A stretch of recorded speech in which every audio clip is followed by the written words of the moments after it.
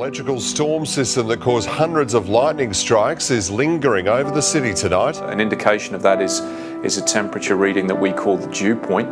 That was very high this morning, one of the highest readings in March that we've had. So that it's not just that these events are unusual, it's that they're unprecedented. Meanwhile, a staggering statistic out of Chicago. There's rain in the northwest and snow where you'd expect it. The Windy City had no measurable snow during January and February for the first time in 146 years. A rare bit of normal in a bizarre winter. In a normal winter, Illinois is blanketed in snow, not battered by tornadoes like this deadly twister on Tuesday. It's mind-blowing. We've never had anything like this since I've been around. And it's just, it's pretty wild. We can say without a doubt that heat waves are occurring more frequently, they're lasting longer. All these are the beginning of birth pains. But then he comes to the word, it's interesting, he says, but then. And when he says then, he starts talking about what we might say, if we're going to put it into pregnancy terms, that there will begin this time of hard labor. And we know that in terms of the gestational cycle, that when a woman begins to be very near delivery, she begins to feel abdominal pains and cramps much more significantly, much more severe. It becomes evident because this is discomfort of a different kind. Has warned the drought in the region, in the Horn of Africa, is creating a potential humanitarian disaster. Somalia's Prime Minister says some 110 people have died in the south of the country in the last 2 days from famine. It is imperative for us to help each other, as the magnitude of this drought is very alarming. The crisis in Somalia is unprecedented. One of the things that results in recurrent drought is the issue of the effect of climate change. There is an enormous amount of work and good work, critical scientific work going on all over the planet to understand this phenomenon of climate change.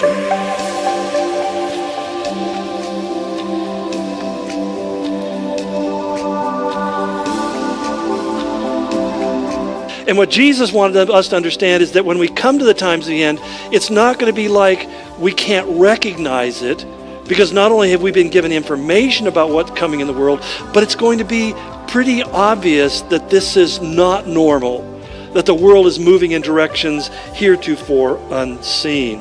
It's grazing time in Mongolia, but the animals, weak and weary from one of the harshest winters in decades, seem reluctant to move. While in California, there's been so much snow that a 5-year-long drought may finally be over after one of California's wettest winters on record.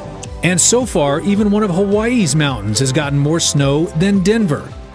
Most years, Vermont maple syrup farmers like Dave Silloway would be trudging through 3 feet of snow. Their task is easier this season. And across the country, it's likely to mean harsher bushfire conditions, longer and hotter heat waves, an increase in the number of severe thunderstorms and more intense cyclones and rain, while extreme droughts are expected to become more frequent and last longer.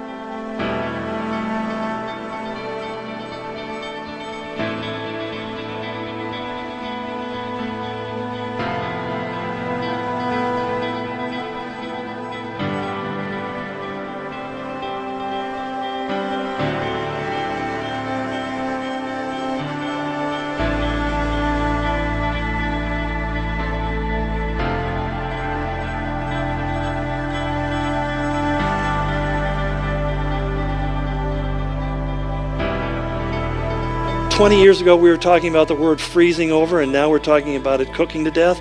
I mean, it's just, there is climate change. That's why they went from global warming to climate change, because climate does change.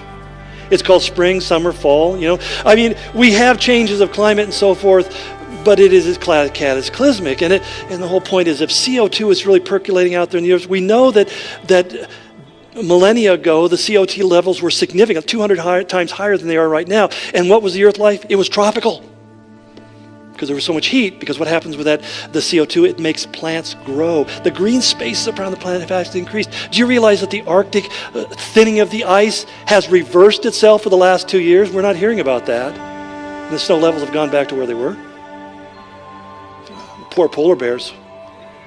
We went from 6,000 to 25,000. I don't know what we're going to do, except stay out of their way.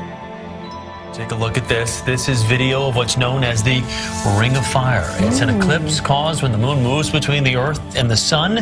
Happens very quickly, as you can see. You got to be alert. I'm kidding. We're playing the video at 6 times the actual speed. The light show was visible in Chile, Argentina, and some other nations. But I was going to say, don't blink, you'll miss it. And was it an explosion or something much bigger? Reports of houses shaking, windows rattling, and loud noises late last night. Seismometers under scrutiny across Arizona tonight, being checked and rechecked. Geologists say we get hundreds of little earthquakes in our state every single year. Yeah, but they say there were none in the valley at about 8:30 last night. Because they felt the boom and they also felt maybe pressure coming down on their rooftops. The question is, what kind of thing would have that kind of power? We heard a thump. She's in Scottsdale. She's in Fountain Hills. And then a second bang happened, so I looked at my light to see if it was shaking or anything, and it's like, there's no light, and I didn't know what it was. With houses shuddering, dogs barking, the air rumbling, Twitter blew up. And it was interesting because right before I felt the first jolt, all of my dogs became alert. They were asleep, and they all kind of rushed towards the door, and I thought that was interesting. We called everybody who we could think of who could possibly have the answer, from NASA to the FAA to Luke Air Force Base, the National Weather Service, the Arizona Geological Survey, even the Arizona Mine Inspector. We want to know as much as you do. What went boom in the night last night? Back to you. We're going to see a world that's going to become increasingly antagonistic to Christianity. Is that hard to picture?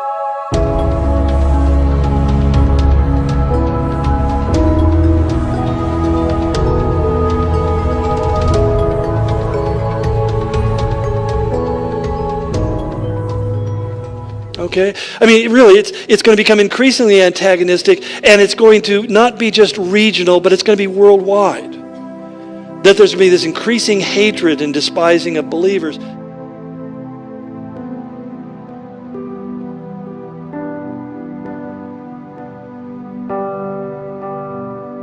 Long Island high school students are staging a walkout over a change in their graduation gown colors. But this year, students wearing the same color gown, and they're not happy about it. Celebrating its 50th anniversary this year, the school will buck tradition, departing from green robes for young men and gold for young women. All students will wear the same, a green gown with gold stole bearing the high school emblem, in an effort to uphold the rights of transgender students. Right now, the school's kind of clearly divided. It makes graduation inclusive and safe. Because he says along with it, you'll see an increase in wickedness. He says the love of many will grow cold.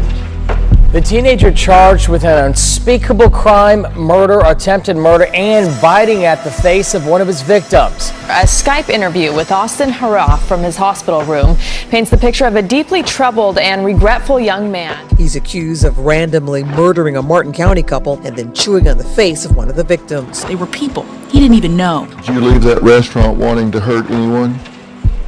No. Why did you do it? Strange things Harroff said on the day of the killings. I become like almost immortal.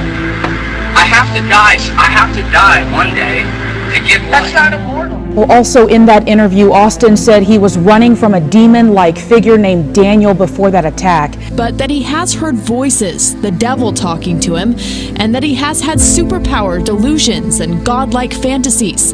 The night of the murders, Harroff exhibited strange behavior. And to add to this, when the attack initially happened, authorities said he must have been on some sort of drug, but toxicology results have shown he was not. Do you have any idea in the world why you would do that? I don't know why. He talks about running away from a demonic creature named Daniel and into a random garage where Mishkan was sitting. By that time, he says, he was nearly naked, although he says he doesn't remember taking off his clothes.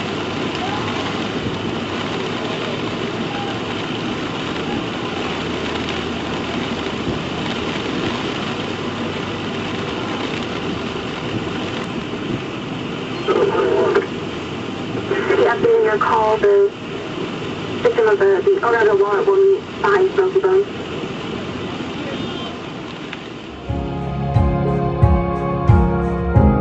And then his exhortation is stand firm.